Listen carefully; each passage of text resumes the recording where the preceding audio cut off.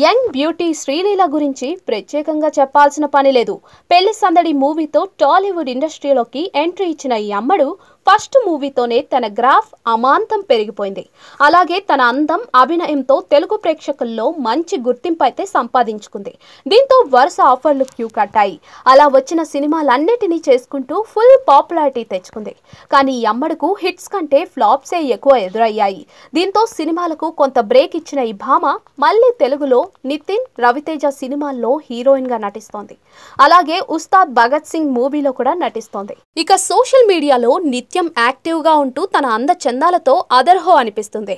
ఇదిలా ఉంటే Tollywood young hero Nitin, Sreeleela జంటగా వెంకీ కుడుముల దర్శకత్వంలో నటిస్తున్న చిత్రం Robin Hood. Mythri movies banner పై నవీన్ అర్నేని, వై రవిశంకర్ నిర్మిస్తున్నారు. ప్రస్తుతం ఈ మూవీ చిత్రీకరణ జరుగుతోంది. ఈ సినిమాలోని ఓ కీలక షెడ్యూల్ ఆస్ట్రేలియాలో ప్రారంభమైంది. ఆ షెడ్యూల్లో నితిన్, శ్రీలీలపై ఓ డ్యూయట్ చిత్రీకరిస్తున్నారు. అయితే ఈ డాన్స్ షూటింగ్ లో బ్రేక్ దొరకడంతో ఈ అమ్మడు సీనియర్ ఎన్టీఆర్ హిట్ సాంగ్ అయిన లేచింది నిద్ర లేచింది మహిళా లోకం అనే సాంగ్ కు తనదైన స్టైల్లో స్టెప్పులు వేసింది. ఆ వీడియోలో నితిన్ కూడా ఉన్నాడు.